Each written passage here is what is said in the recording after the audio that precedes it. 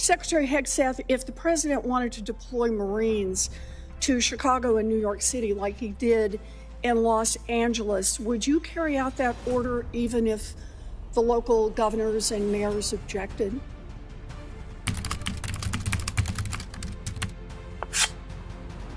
Hello and welcome to React America. If you believe in secure borders, constitutional order, and the courage to tell the truth, this channel is for you. We cut through the media static so freedom can ring.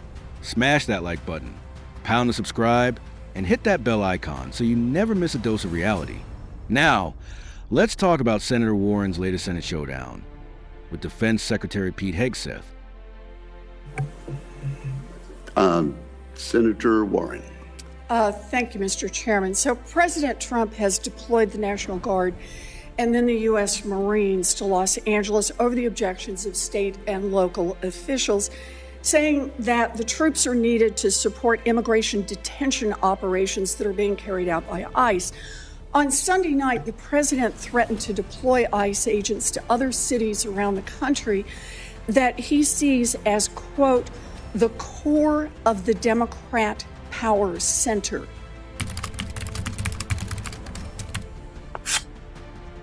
Warren calls a constitutional crisis when troops back up ICE agents in riot-plagued Los Angeles. Folks, that's not a crisis. That's literally the commander-in-chief using the Defense Department to defend federal personnel and property. When mobs overrun neighborhoods, ICE agents are assaulted and properties destroyed. It's not political theater. It's national collapse. President Trump did what any responsible commander-in-chief should do: defend Americans. President Trump said, protect the agents. Secretary Hegseth said, yes, sir. That's the chain of command. No apologies needed. Secretary Hegseth, if the president wanted to deploy Marines to Chicago and New York City like he did in Los Angeles, would you carry out that order even if the local governors and mayors objected? Well, Senator, because Governor Newsom was unwilling to address that's not protecting my question. federal law enforcement agents in Los Angeles, President Trump had all the authorities, and the Defense Department happily supported defending our ICE agents in the conduct of their job. They have the right, as Americans, to be able to do their job without being attacked by mobs. And we will protect them in that process. And if other states needed it, we would provide that. I know that you heard my question. So you would be willing to send troops if the president ordered it to Chicago, New York City? That's right.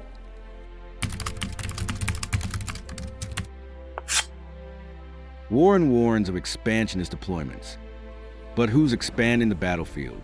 Sanctuary city mayors who invite illegality, then cry foul when the feds step in. Chicago, New York, they've already declared themselves off limits to ICE. If mobs threaten federal officers, the president has both the duty and authority to restore order. That's not expansion, that's accountability. Well, thankfully, New York City, unlike California, unlike Gavin Newsom, is willing to step up and address the issue with their local law enforcement. I will take that as a yes. How about if the president says he wants to send troops to 15 cities? Would you be willing to do that? Senator, I don't accept your hypothetical because that's a hypothetical. Not a real That's one. the question. You're the Secretary of Defense. Would you send troops to 15 cities if the president said do it? Would you do it? 15 cities.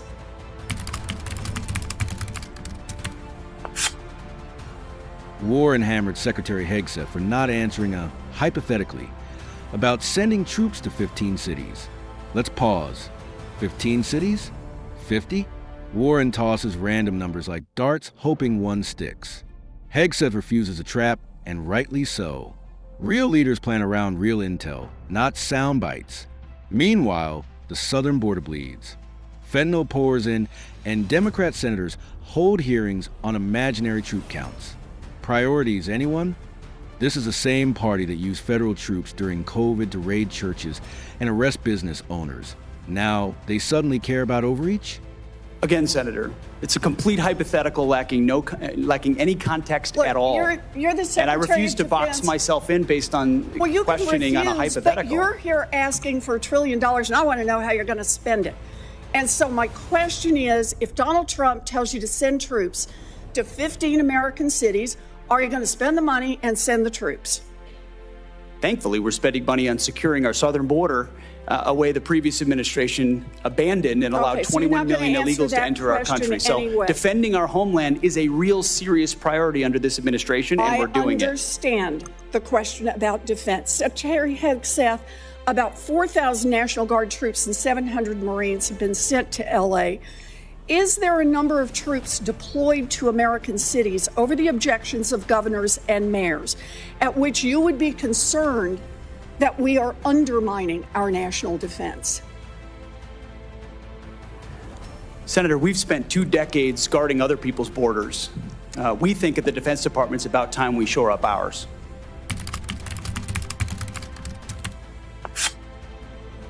One point Secretary Hegseth made that resonated.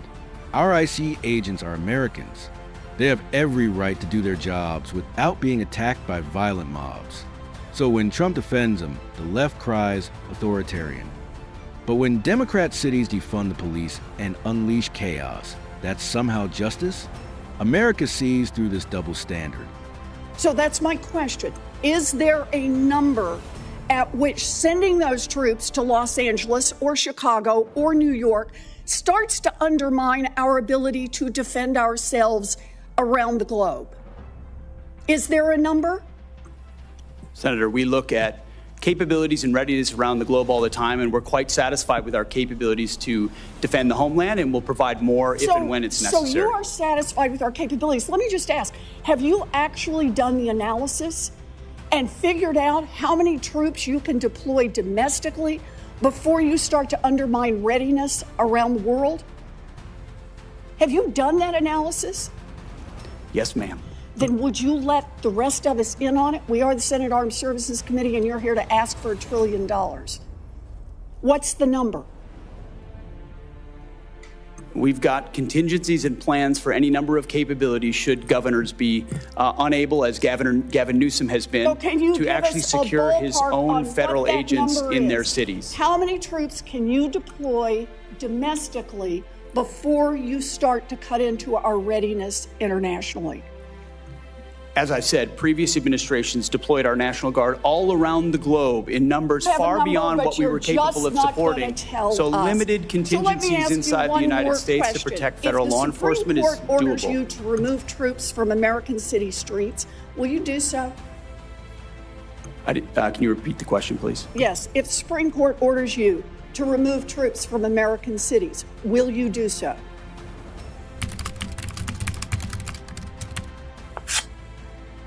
Warren pushed Hegseth on whether he'd obey a court order to remove troops. His response? If the Supreme Court rules, the department will comply. But let's not forget, the Constitution gives a commander-in-chief authority over troop deployment, not district judges and liberal. That's not insubordination, that's basic civics. As I've said, Senator, I don't believe district courts should determine national security policy, but if the Supreme Court rules on a topic, we will abide by that. Okay. You know, during her press conference last week, Secretary Noem said, "We are staying here to liberate the city from its mayor and its governor, people who were elected by a majority of voters."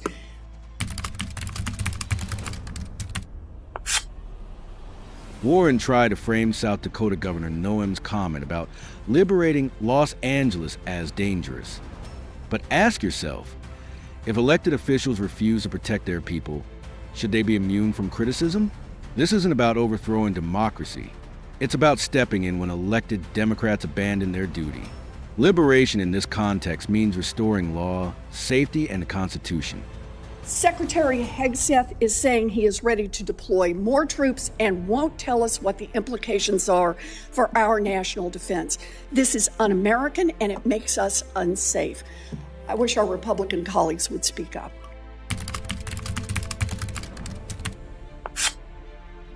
Secretary Pete Hegseth's very core argument is simple.